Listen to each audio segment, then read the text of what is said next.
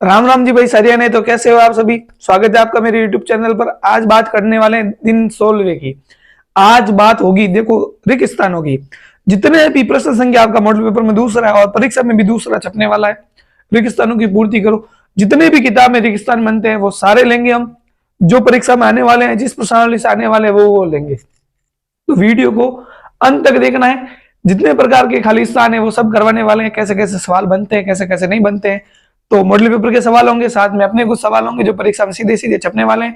पिछले साल परीक्षा में जिस प्रकार छपे थे, आप पुराने वीडियो देखो, पिछले साल का पेपर देखो, तो आपको लगेगा कि वो सवाल छपे हुए हैं। इस प्रकार इस साल भी आपके ऐसे कैसे सवाल छपने वाले हैं। तो वीडियो को अंत तक देखना है, मजे से देखना है, ठीक है। तो वीडियो को अंत तक देखना, क्योंकि सवाल परीक्षा में आपके आने वाले हैं, मेरे नहीं आने वाले हैं। और आप चाहते हो कि ये सवाल परीक्षा में आए और आप सही करके आओ, तो वीडियो को अंत तक देखना, वरना आपकी मर्जी है, यहाँ से ही चले जाओ, वीडियो को आगे मत देखो। कोई जरूरी नहीं देखना। अगर 15-20 मिनट आधा घंटा आप देख सकते हो वीडियो को, जब तक खालिस्तान चलते हैं तब तक तो बैठे रहो, पेन कॉपी ले लो, वरना वीडियो को रोक दो और चले जाओ। आपको जो भी काम करना है, यूट्यूब देखो, आप रील्स, इंस्टाग्राम वगैरह जो मजे करना है वो करो आप। अगर आपको सीरियसली पढ़ने हैं और एग्जाम में रेगिस्तान सारे सही करने हैं तो वीडियो को देखना, वरना आप चले जाओ। और वीडियो को देखना है, समझना है, अपने लिए समझना है, मेरे लिए नहीं समझना है। आपको ना वीडियो देखोगे आपके अच्छे नंबर आएंगे, मेरे नहीं आएंगे। तो वीडियो को अंत तक देखना है, मजे से देखना है। अब बात करने वाले आपके प्रश्न संख्या। मॉडल पेपर में प्रश्न संख्या दूसरा है, उसका पहला एपी से संबंधित है, तो एपी से संबंधित सारे सवाल लिए। फिर दूसरा जिससे संबंधित होंगे उससे संबंधित सारे सवाल लेंगे। तो सवालों को अच्छी तरह से समझना है। सारे के सारे सवाल है आपके खालिस्तान के मॉडल पेपर के अनुसार है। चलो शुरुआत करते हैं, अब मॉडल पेपर की शुरुआत करते हैं। मॉडल पेपर का प्रश्न है आपके पास में, देखो, प्रश्न संख्या दूसरा आएगा, प्रश्न संख्या दूसरे का पहला है। और पहले की जगह ऐसा जरूरी नहीं, पहले की जगह तीसरा भी आ सकता है, तीसरी की जगह 5 भी आ सकता है। हाँ, खालिस्तान में ये प्रश्न जरूर आएगा। अब वो पहला आए, तीसरा आए, 5वां आए, 7वां आए, वो जरूरी नहीं है। इससे संबंधित इस प्रश्नावली का तो इस प्रश्नावली का ही आएगा, ये जरूर है। चलो बात करते हैं एपी 3 1 -3 का प्रथम पद और सारवंतर आपसे पूछा है। देखो सवाल अच्छी तरीके से देखना, ये मॉडल पेपर का सवाल है। फिर अपने कुछ सवाल है, इन सवालों को करने का ट्राई करो। एक बार वीडियो को पॉज करो, सारे सवालों को करने का ट्राई करो, फिर वापस वीडियो को देखो एक बार, क्या क्या आंसर आता है, किस प्रकार से आता है। चलो ट्राई कर दिया आपने। चलो शुरुआत करते हैं।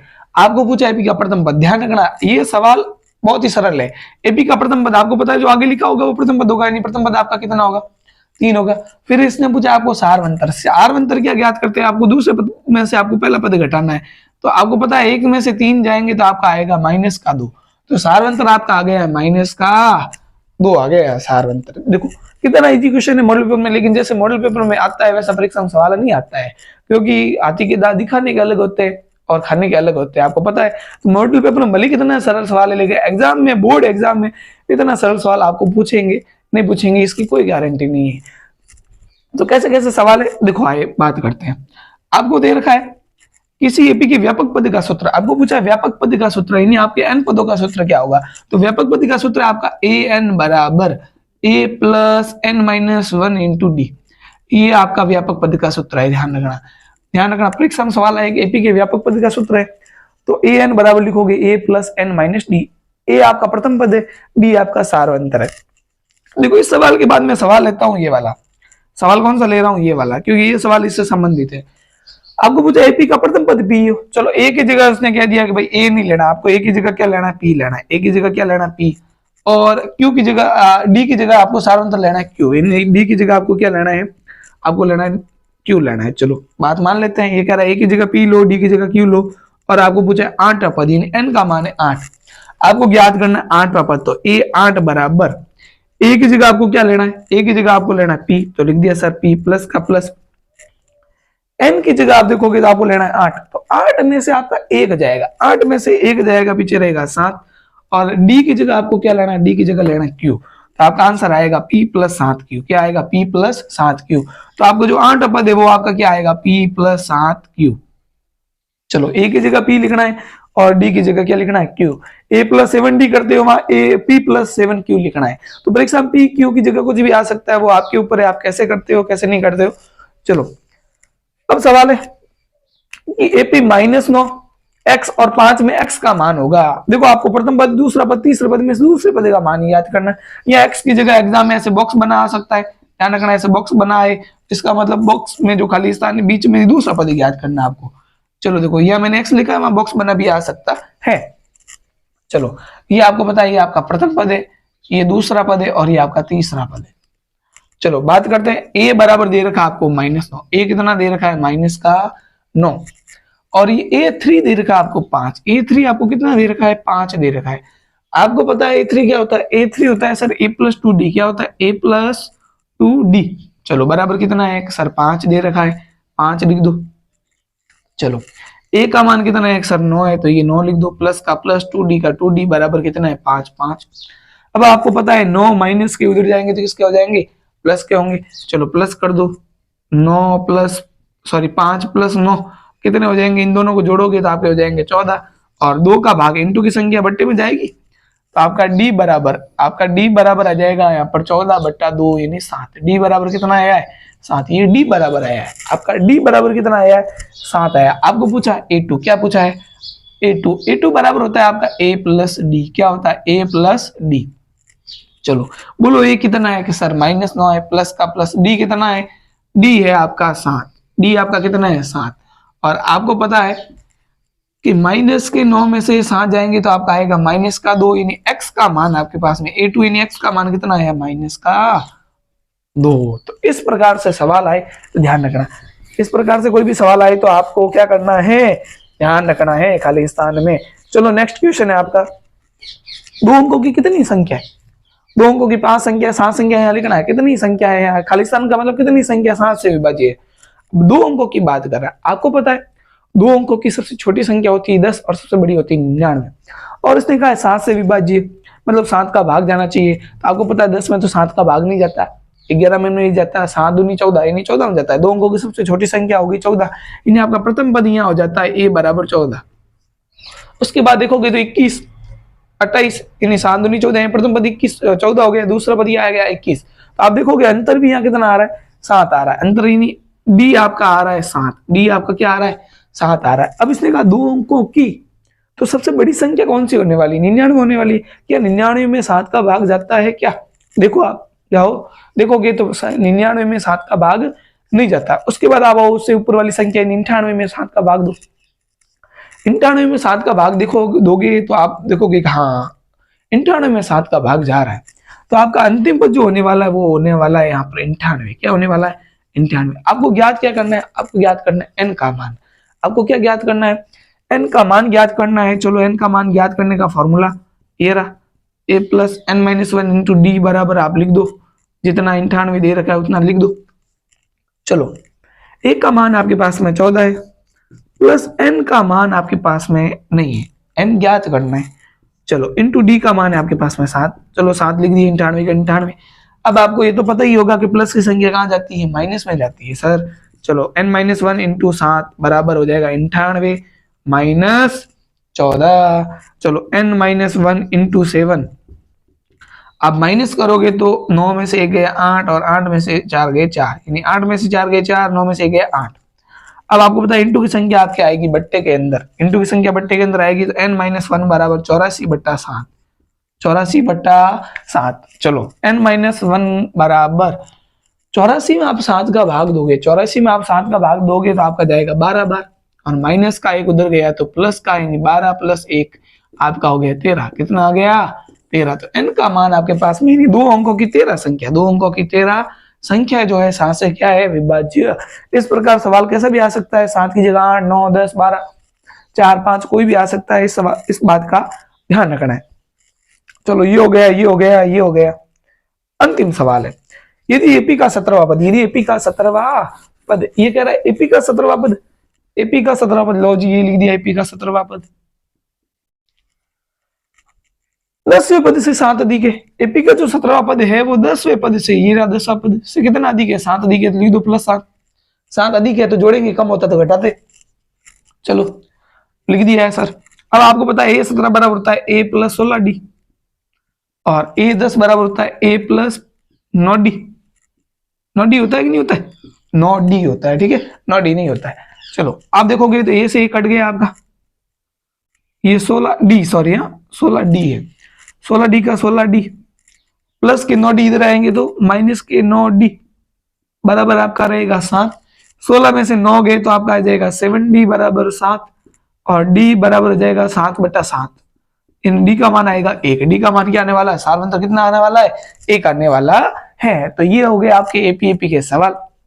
बात करते हैं अगली प्रश्नावली की, उससे संबंधित कैसे कैसे सवाल है। वीडियो को देखना है, अंत तक देखना है, मजे से देखना है। चलो बात करते हैं प्रश्न संख्या 2 की, जो मॉडल पेपर में है। सेकंड क्वेश्चन है खालिस्तान का सेकंड क्वेश्चन, और सेकंड क्वेश्चन से संबंधित सवाल है। चलो प्रश्न दे रखा है कि cos square 60 degree plus sine square 60 degree का हल होगा।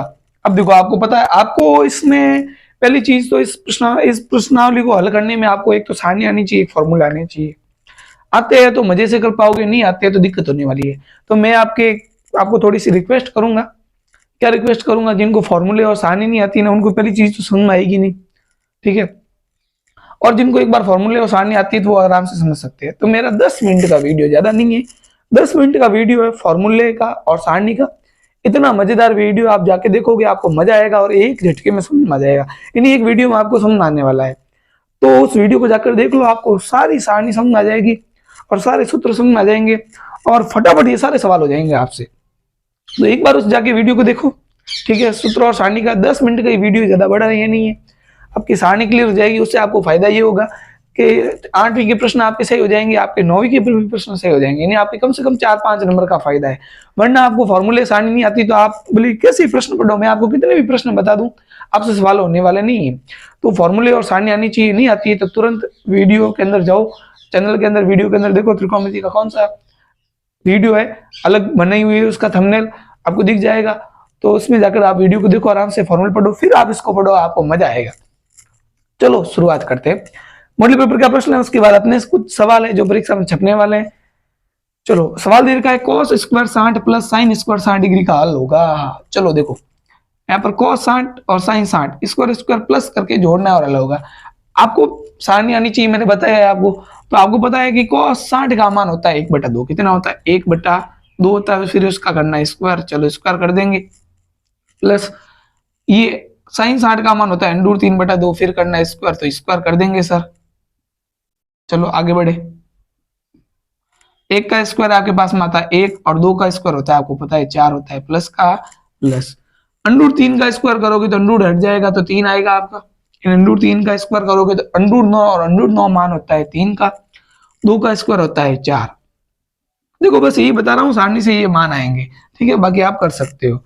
आपको पता है 4 का लसब आएगा 4 में 4 का भाग 1 बार जाएगा, और 1 को आपको 1 से गुणा करोगे तो 1 आएगा, 4 का भाग 4 में 1 बार, और 1 को 3 से गुणा करोगे 3 और 1 हो गया 4/4, और 4 में 4 का भाग गया 1 बार, आपका हल कितना आया? 1 आया। चलो कोस थीटा बराबर दे रखा है 12/13, तो सेक थीटा का मान पूछा है। अब आपको इतना तो पता होगा कि कोस सेक का क्या होता है? उल्टा होता है। लाल बटा कर का सारणी में देखोगे तो कोस के नीचे सेक आता है, और कोस सेक का उल्टा होता है। जो मान कोस का दे रखा है उसका उल्टा करके लिख दो आप, वो सेक का होगा ही नहीं। ये 12/13 है तो ये कितना होगा? 13/12। चलो नेक्स्ट क्वेश्चन है, बहुत ही अच्छा सवाल है। अगर 3α बराबर दे रखा है 180 डिग्री, तो साइन अल्फा का मान क्या होगा? देखो गजब का सवाल है, कुछ नहीं करना है, बहुत सरल है। इंटू की संख्या को भेजना बट्टे में, तो अल्फा बराबर इंटू की संख्या बट्टे में जाएगी, यानी 180 में 3 का भाग दोगे तो 180 में 3 का भाग दोगे तो आएगा आपका 60 डिग्री। कितना आएगा? 60 डिग्री आएगा। आपको क्या नहीं, अल्फा की जगह लगाना है 60 डिग्री। अल्फा की जगह क्या लगाना है? 60 डिग्री। अब 60 डिग्री लगाओगे तो साइन 60 का मान ये रहा। साइन 60 का मान क्या होता है? √3/2, और आप यहाँ लिखोगे √3/2, आपका क्या है आंसर। चलो कोस थीटा बराबर 1/2 हो तो थीटा का मान होगा। अब देखो आपको पता है कि कोस थीटा बराबर दे रखा है 2। क्या दे रखा है? 2। आप देखोगे कि कोस 1/2 क्या है? 1/2। तो कोस थीटा में आप देखोगे कि 1/2 किसका मान होता है? 1/2 होता है कोस 60 का मान। किसका होता है? कोस 60 का। बिना तो मैं यहाँ लिखूंगा कोस 60 डिग्री। तो आपको पता है कि थीटा किसके बराबर होने वाला है? 60 डिग्री। कोस से कोस काटोगे तो थीटा आपका कितना आएगा? थीटा आएगा आपका 60 डिग्री। तो यहाँ पे हल कितना आएगा आपका? 60 डिग्री। चलो अब बात करते हैं अगले सवाल की। Cot 30 degree plus tan 30 degree into cot 30 into tan 30 का मान होगा। अब देखो कोट 30 का मान होता है √3, कोट 30 का मान होता है √3, और tan 30 का मान होता है 1/√3। क्या होता है? 1/√3। तो आपका √3 से √3 कट जाएगा, पीछे बचेगा 1, पीछे क्या बचेगा 1 बचेगा। चलो आगे बढ़ते हैं। ये सवाल देखो, इस सवाल को करते हैं आगे। क्या दे रखा है आपके पास में, sin 30 बटा cos 60 प्लस cos 60 बटा sin 30।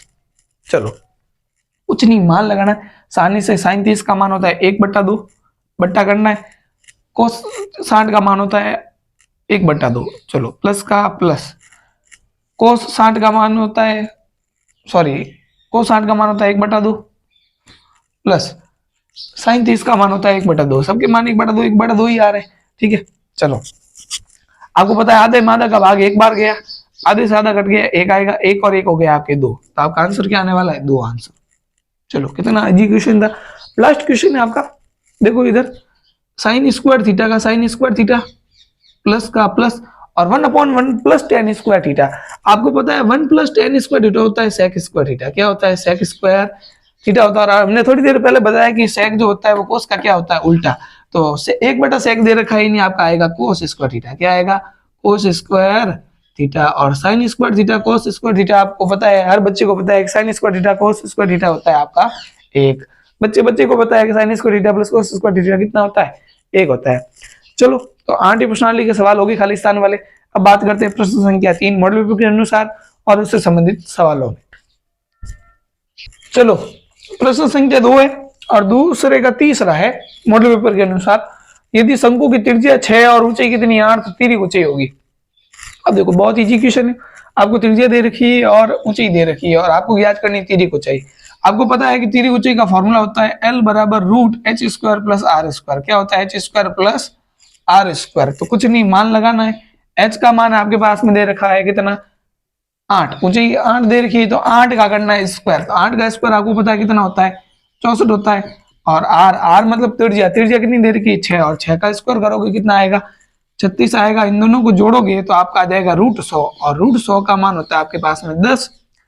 और पीछे इकाई क्या दे रखी है सेंटीमीटर नहीं लगेगा तो आधा नंबर कट जाएगा, ध्यान रखना। तो पीछे जो भी इकाई हो इकाई जरूर लगाना।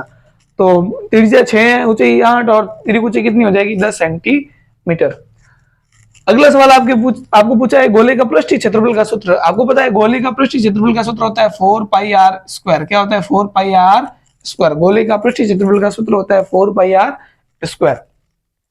नेक्स्ट क्वेश्चन है भुजा ए वाले घन का संपूर्ण पृष्ठीय क्षेत्रफल क्या होगा। अब भुजा ए लेनी है और घन का पूछा है संपूर्ण पृष्ठीय क्षेत्रफल। तो घन का संपूर्ण पृष्ठीय क्षेत्रफल होता है 6 × भुजा स्क्वायर। 6 × भुजा स्क्वायर, भुजा लेनी है आपको ए तो यहाँ हो जाएगा a²। तो फॉर्मूला क्या क्या बन जाएगा, भुजा ए वाले घन का संपूर्ण पृष्ठीय क्षेत्रफल कितना हो जाएगा 6a²। चलो अगला क्वेश्चन है, एक घन आपकी विमाएं दे रखी 5, 4 और 3, इसका संपूर्ण पृष्ठीय क्षेत्रफल होगा। तो आपको पता है घन आपके संपूर्ण पृष्ठीय क्षेत्रफल का फॉर्मूला होता है 2 गुणा LB plus BH plus HL, HB plus BH plus HL, लंबाई इंटू चौड़ाई प्लस चौड़ाई इंटू ऊंचाई प्लस ऊंचाई इंटू लंबाई। चलो 2 का 2 लिखोगे आप। लंबाई आपके पास में ये लंबाई है, ये चौड़ाई और ये आपकी ऊंचाई है, ध्यान रखना, ठीक है। तो लंबाई 5 इंटू चौड़ाई कितनी है आपकी 4, प्लस का आपने लिख दिया प्लस चौड़ाई आपकी कितनी है 4 इंटू ऊंचाई आपकी है 3, प्लस का प्लस लिख दिया। ऊंचाई आपकी 3 है और लंबाई आपकी 5 है। चलो ये लिख दिया, मान लिख दिए सारे। चलो इनको करते आगे। ये 2 का तो आपका रहेगा 2। अब करना इन दोनों का गुणा, इन दोनों का गुणा और इन दोनों का गुणा। आपको आता ही है 5 चौक कितने होते हैं 20 होते हैं, प्लस का प्लस 4 तिया 12 होते हैं तो 12 का 12 और 5 तिया 15 होते हैं तो 15 का 15। चलो अब इन तीनों की करनी जोड़, इन तीनों की क्या करनी है जोड़। आपको पता है 20 और 12 हो गए आपके 32 और 15 हो गए 47 और 47 को 2 से गुणा करोगे तो आपको पता है 47 तो नहीं हो जाएंगे 94 और पीछे सेंटीमीटर है तो सेंटीमीटर स्क्वायर, क्योंकि क्षेत्रफल है तो सेंटीमीटर क्या आएगा स्क्वायर। तो संपूर्ण पृष्ठीय क्षेत्रफल हो जाएगा आपका 94 सेंटीमीटर स्क्वायर। चलो सवाल तो गजब के सवाल तो यहाँ नीचे पड़े हैं सर, ऊपर तो हमको आते थे। चलो अब ये करके बताओ, ये करके बताओ। चलो बता दिया आपने, कर दिया होगा। सवाल हल नहीं किया है तो देखो, घन के एक पृष्ठ का परिमाप दे रखा है 20 सेंटीमीटर। अब आपको पता है घन का प्रत्येक पृष्ठ कैसा होता है वर्गाकार। क्या होता है वर्गाकार। तो आपको दे रखा है वर्ग का परिमाप। क्या दे रखा है वर्ग का परिमाप आपको पता है होता है 4 × भुजा। 4 × भुजा बराबर कितना है 20, तो भुजा आपकी आ जाएगी 20/4। इंटू की संख्या बट्टे में, तो बोलो ये आपका आ गया है 5। क्या आ गया है? और आपको ज्ञात करना है इसका आयतन, इसका मतलब किसका? घन का आयतन ज्ञात करना है। और घन का आयतन होता है भुजा क्यूब। क्या होता है? भुजा क्यूब। और भुजा आपकी 5 है तो 5 का क्यूब क्या होगा? 5 इंटू 5 इंटू 5। इनका गुणा करके लिख दो। अब गुणा नहीं आता तो मैं कुछ नहीं कर सकता, जो भी है इसका आंसर ये आने वाला है। 5 इंटू 5 इंटू 5 करके लिख दो आप, ये आपका काम है। चलो सवाल है, एक धातु के गोले को समान त्रिज्या वाले बेलन के आकार में बदला जाता है। एक धातु का कोई गोला है, उसको क्या कर दिया? समान त्रिज्या, त्रिज्या वो की वो रखी है, जो गोले की है वो की वो बेलन की रहेगी, लेकिन गोले को किसके रूप में बदल दिया? बेलन के रूप में। तो यदि बेलन की ऊंचाई कितनी है? 10 सेंटीमीटर, तो गोले व बेलन की त्रिज्या क्या होगी? तो दोनों की त्रिज्या समान है तो त्रिज्या क्या होगी? देखो गजब का सवाल है। इस प्रकार का कोई भी सवाल आए जिसमें एक धातु को दूसरे धातु में बदला जाता है, तो ध्यान रखना वहां पर आयतन यूज होगा। अब इसने कहा है कि एक धातु के गोले को बदला जाता है बेलन के रूप में, तो मैं गोले का आयतन का फॉर्मूला लिख रहा हूँ 4/3 पाई आर क्यूब। ये बराबर होगा आपके बेलन के, क्योंकि इसको इसमें बदल रहे हैं तो इनका आयतन क्या होगा? बराबर होगा, समान त्रिज्या वाले। ठीक है, तो इसका फॉर्मूला होगा पाई आर स्क्वायर एच। चलो कोई बात नहीं, आप देखोगे तो पाई, यहाँ इस आर क्यूब को मैं दो तरीके से लिख सकता हूँ। कैसे लिख सकता हूँ? 4/3 pi R square into R. क्या आर क्यूब को मैं ऐसे लिख सकता हूँ? R into R. हाँ सर लिख सकते हो, चलो कोई बात नहीं। पाई आर स्क्वायर एच का एच। अब आप देखोगे तो पाई आर स्क्वायर से पाई आर स्क्वायर आपका सीधा सीधा कट रहा है, काट दो, चलो कोई बात नहीं। अब 4/3 को उधर भेजो, 4/3 को उधर भेजोगे तो 3/4 आएगा, तो आर बराबर आपका आ जाएगा एच इंटू 3/4। चलो कुछ नहीं, मान लगाना है। एच का मान कितना दे रखा है? एच का मान दे रखा है आपके पास में 10 इंटू 3 बट्टा करोगे 4, और 4 का भाग इसमें दोगे आप तो आ जाएगा आपके पास में 2.5। कितना आएगा? 2.5, क्योंकि 4 का 10 में 4 का भाग दोगे 2.5 आएगा, और ये हो गए 2.5, और 2.5 या कितने होते हैं? 7.5। यानी आपकी जो त्रिज्या आएगी वो आ जाएगी 3.5 सेंटीमीटर। सेंटीमीटर में तो ये भी समान त्रिज्या कितनी आएगी? 7.5 सेंटीमीटर। तो इस प्रकार का सवाल कोई भी आए तो आपको अच्छी तरीके से करना है। इस प्रश्नावली से संबंधित खालिस्तान, इनसे संबंधित आने वाले फॉर्मूला कोई भी पूछ सकते हैं यहाँ पर, इस बात का ध्यान रखना। बढ़ते हैं अगले सवाल की। चलो प्रश्न संख्या दूसरे का चौथा और पांचवा दोनों एक साथ ले रहे, क्योंकि दोनों एक ही प्रश्नावली के इसीलिए, और दोनों आपकी संख्या की प्रश्नावली उससे संबंधित है। तो सवाल लिए हमने, इनसे बाहर तो कोई जाने वाला है ही नहीं। भले बस खालिस्तान सब पढ़ के जाओगे, एक एक नंबर वाले सवाल सारे यहीं से आने वाले। संख्या बदलेगी, इस बात का थोड़ा ध्यान रखना। चलो क्योंकि सवाल को समझना है, रट्टा मार के मत चले जाना। सवाल को समझ के जाओगे नंबर आएंगे, रट्टा मार के गए तो कोई मतलब नहीं है। चलो वर्गीकृत आंकड़ों का मध्य ज्ञात करने का सूत्र। अब आपको पता है मध्य ज्ञात करने का सूत्र आपका क्या होता है? चलो इसको मैं यहाँ लिख रहा हूँ, L प्लस आपका होता है कोष्टक n/2 minus CF/F into H। ये होता है आपके मध्य ज्ञात करने का सूत्र। मध्य ज्ञात करने का सूत्र क्या होता है? L plus n/2 minus CF/F into H। ये आपके मॉडल पेपर का प्रश्न संख्या 4 है। इसी तरह 5वां, उस प्रेक्षक का नाम जिसकी बारंबारता सबसे अधिक होती है। वैसा प्रेक्षक जिसकी बारंबारता सबसे अधिक होती है आपका क्या कहलाता है? बहुलक कहलाता है। क्या कहलाता है आपका? बहुलक। तो बहुलक यहाँ आ जाएगा, ये आपका काम है खालिस्तान भरना। चलो जैसे ही देखो, जैसे दूसरा मॉडल पेपर में सवाल दिया वैसा वैसा मैंने सवाल लिखा है यहाँ पर कि 3 5 2 4 3 5 2 8 3 6 का बहुलक होगा। अब बहुलक क्या होता है? जिस प्रेक्षक की बारंबारता क्या होती है? सबसे अधिक, यानी जो सबसे बार बार आ रहा होता है वही बहुलक होता है। तो इसमें देखोगे तो 3 कितनी बार आ रहा है? 1 2 और 3 बार आ रहा है, यानी 3 बार आ रहा है। 5 आ रहा है 2 बार, 2 आ रहा है 2 बार, 4 1 बार आ रहा है, 8 1 बार आ रहा है, 6 1 बार आ रहा है, यानी 3 जो है सबसे अधिक आ रहा है। तो सबसे अधिक बारंबारता किसकी आ रही है? 3 की। तो आपका बहुलक जो होगा वो वहां पर क्या होगा? 3 होने वाला है। चलो इसी प्रकार प्रथम 5 प्राकृत संख्याओं का मध्य ज्ञात करना है। प्रथम 5 प्राकृत संख्या कौन कौन सी है? 1 2 3 4 5, ये आपकी प्रथम 5 मध्य संख्या है, प्राकृत संख्या है, सॉरी। इनका ज्ञात करना है मध्य। तो 5 को जोड़ो और 5 का भाग दो। आपको पता है 2 और 1 3, 3 और 3 6, 6 और 4 10, 10 और 5 होता है 15, 15 में 5 का भाग दोगे तो आपका आंसर आएगा 3। यानी आपके प्रथम 5 प्राकृत संख्या का मध्य क्या होगा? 3 होगा। इसी तरह अगला सवाल है वर्ग चिन्ह ज्ञात करने का सूत्र, और वर्ग चिन्ह होता है आपका H, और H ज्ञात करने का सूत्र है निम्न सीमा। क्या है? निम्न सीमा प्लस उच्च सीमा, निम्न सीमा प्लस उच्च सीमा बट्टा 2, निम्न सीमा प्लस उच्च सीमा बट्टा 2। ये आपके वर्ग चिन्ह ज्ञात करने का सूत्र है।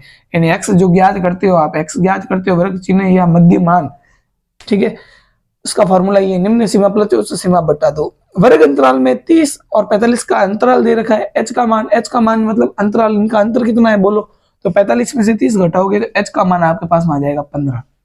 चलो इसका मान कितना आएगा 15। इसी प्रकार अगला सवाल है 4 3 5 2 6 3 6 7 व 9 में माध्यिक पूछा है। अगर आपको पता माध्यिक याद करना है तो माध्यिक याद करने से पहले आपको उसको आरोही क्रम में लिखना पड़ेगा। कौन से क्रम में लिखना पड़ेगा? आरोही क्रम, यानी घटते से बढ़ते क्रम में। चलो लिखते हैं। सबसे छोटी संख्या इसमें कौन सी है? 2 है, चलो 2 लिख दिया। उसके बाद में कौन सी है? 3, 3 2 बार है तो 3 लिख दो, 1 2। उसके बाद में 4 भी 2 बार है तो 4 लिख दो 2 बार। उसके बाद में 5 1 बार है, 6 1 बार है, 7 है 1 बार, 1 बार 9 है। टोटल संख्या गिनते कितनी है? 4 4 8 और 1 9, 4 4 8 और 1 9, यानी बराबर है 9 संख्या। 9 संख्या है, इसका मतलब बीच वाली संख्या 9 संख्या है, मतलब बीच वाली जो संख्या होगी वो मध्य होगी। अगर 10 संख्या होती तो बीच में 2 संख्या आती, दोनों को जोड़ के 2 का भाग देते। अब 9 संख्या यानी बीच में कौन कौन संख्या? देखो 4 इधर से छोड़ोगे, 4 संख्या इधर से चली गई और 4 संख्या इधर से चली गई, तो बीच में आपका क्या बचा? माध्यक 4। यानी आपका आंसर क्या होने वाला है? मध्य क्या आने वाला है यहाँ पर? 4। अगर विषम संख्या है तो बीच वाली संख्या, और विषम संख्या नहीं है तो बीच में जो 2 संख्या आएगी दोनों को जोड़ के 2 का क्या देना है? भाग, वो आपका आ जाएगा माध्यक। चलो वर्ग अंतराल का परिसर पूछा है 75 90। अब वर्ग अंतराल क्या होता है? आपका h होता है, वो परिसर होता है, ध्यान रखना। h को ही वर्ग परिसर बोलते हैं। ये मैंने अलग से इसलिए सवाल डाला कि परीक्षा में वर्ग परिसर आ जाए, h ने लिखा हो तो आपको पता है कि 90 में से आपके, मान लो या मैं 70 कर देता हूँ, ठीक है, ये 70 लिख दिए मैंने, तो 90 में से 70 गए तो आपके क्या आ जाएगा? 20 आ जाएगा। कितना आ जाएगा? 20 आ जाएगा। तो ये वर्ग परिसर हो गया। इसी प्रकार बंटन, इस प्रकार बारंबार क्या है आपको पूछे परिसर, तो आप देखो यहाँ परिसर पूछा है 7 5 9 12 13 18 4 व 10 का परिसर पूछा है। तो परिसर क्या होता है? सबसे बड़ी संख्या और सबसे छोटी संख्या का अंतर होता है। तो आप देखोगे सबसे बड़ी संख्या इसमें कौन सी है? सबसे बड़ी संख्या इसमें है 18 और सबसे छोटी संख्या आपके यहाँ पर 4 है। 4 से कोई छोटी संख्या नहीं है, तो 18 में से 4 घटाओगे तो आपका आ जाएगा 14, यानी वर्ग परिसर आपका आ जाएगा 14 आ गया। चलो इसी प्रकार अगला क्वेश्चन है वर्गीकृत आंकड़ों के बहुलक ज्ञात करने का सूत्र। चलो बहुलक ज्ञात करने का सूत्र मैं यहाँ लिख देता हूँ। देखो बहुलक ज्ञात करने का सूत्र होता है L plus कोष्टक F1 minus F0 बट्टा 2F1 minus F0 minus F2 into H। ये आपके बहुलक ज्ञात करने का सूत्र होता है। याद रखना, आपको फॉर्मूले याद रखने हैं, ठीक है, अच्छी तरीके से। क्या फॉर्मूला क्या होता है, क्योंकि यहाँ से आपके 3 नंबर के 4 नंबर के सवाल 100% आने वाले हैं। तो बहुलक ज्ञात करने का सूत्र ये रहा, L plus F1 minus F0 बटा 2F1 minus 2F0 minus 2 into H। चलो, और आपको अगला सवाल पूछा है यदि माध्य का 18 है तो माध्य 20 है तो बहुलक का मान होगा। तो इन दोनों से संबंधित भी एक सवाल आता है। तो आपको पता है कि 3 इंटू माध्यक, 3 इंटू माध्यक बराबर आपका होता है, या माइनस कर दूं मैं, माइनस 2 इंटू माध्य, 2 इंटू माध्य बराबर आपका होता है बहुलक। क्या होता है आपका? बहुलक। चलो ये फॉर्मूला लगाते हैं बहुलक का। बहुलक बराबर क्या होगा? 3 इंटू माध्यक माइनस 2 इंटू माध्य। चलो मान लगाते हैं, चलो मान लगाते हैं। देखो 3 का 3, 3 का 3। चलो माध्य का मान यहाँ क्या है? माध्य का मान आपको दे रखा है 18। माध्य का मान क्या दे रखा है? 18, और माध्य का मान दे रखा है आपके पास में 20। चलो माध्य का मान है आपके पास में 18, तो 3 into 18, 3 into 18 minus 2 into 20, 3 into 18 minus 2 into 20, तो 18 हो जाएंगे आपके 54। 18 आपके कितने हो जाएंगे? 54 माइनस 2, 20 को 2 से गुणा करोगे तो आपके आ जाएंगे 40, और 54 में से 40 घटाओगे तो आपका आएगा आंसर 14। आपका आंसर क्या आने वाला है? 14 आंसर आने वाला है, ये वाला। चलो इसका आंसर आ जाएगा आपका 14। इसका आंसर ये लिखा मैंने यहाँ।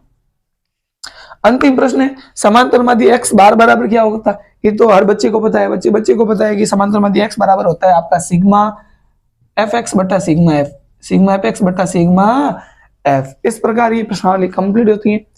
मजा आया हो, सवाल अच्छे लगे हो तो वीडियो को लाइक कर देना, सब्सक्राइब करके तो रखा ही होगा आपने, और अपने दोस्तों के साथ शेयर तो करना ही है।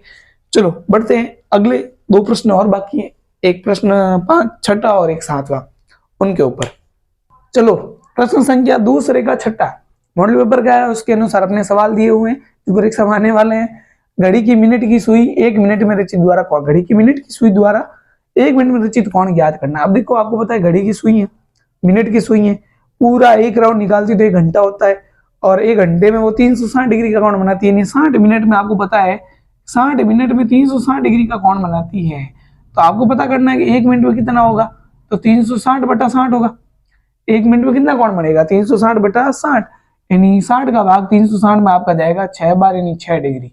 1 मिनट में घड़ी द्वारा बना कोण कितना होगा, 6 डिग्री। परीक्षा में आपको 5 मिनट पूछे, 10 मिनट पूछे तो आप 6 को गुणा कर लेना। चलो बढ़ते अगला सवाल। त्रिज्या आर वाले वृत्त के एक त्रिज्या जिसका कोण अंशों में थीटा है, त्रिज्या खंड का कोण कितना दे रखा है, थीटा। आपको पूछा है संगत चाप की लंबाई, आपको पूछा है चाप की लंबाई। अब लंबाई का मतलब परिधि, और परिधि का फॉर्मूला होता है 2πr। क्या होता है, 2πr। और आपको पूछा है चाप की लंबाई का सूत्र, तो 2πr को आप गुणा कर दो θ/360 से। इससे गुणा करो θ/360 से, तो आपके चाप की लंबाई का फॉर्मूला हो जाएगा 2πr × θ/360।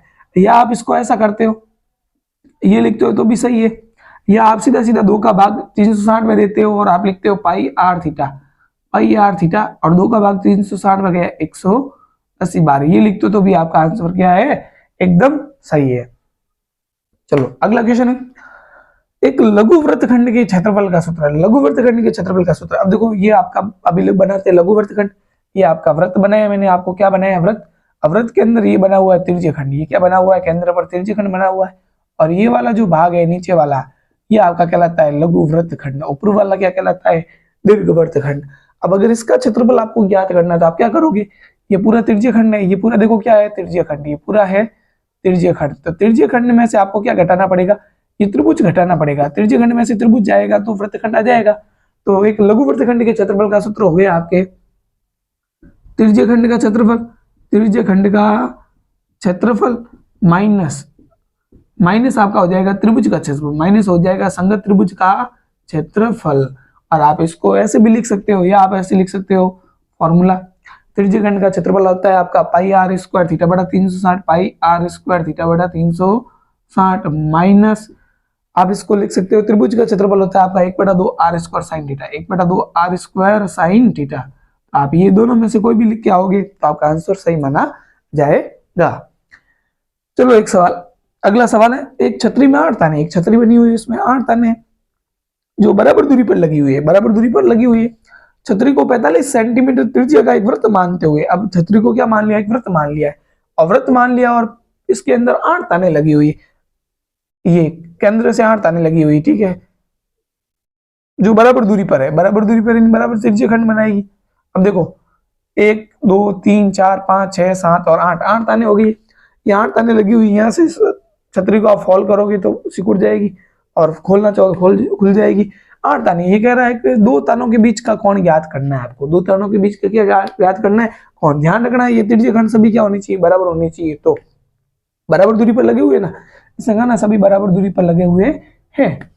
चलो अब आपके पास में कितने त्रिज्यखंड बन रहे हैं, 1 2 3 4 5 6 और 7 और 8। तो कुछ नहीं करना है, पूरा कोण कितना बन रहा है, 360, और 360 में भाग देना 8 का। 8 का भाग नहीं आता है, कोई बात नहीं, 2 का दे दो, 2 का दोगे तो 180, इसमें 2 का दोगे तो 4, वापिस 2 का दोगे तो 90, वापिस इसमें 2 का दोगे तो 2, और 2 का भाग 45 में आपको पता है कितनी बार जाएगा, आपका जाएगा, सॉरी 2 का भाग 90 में जाएगा 45 बार, यानी 45 डिग्री आंसर आएगा। आंसर कितना आएगा, 45 डिग्री।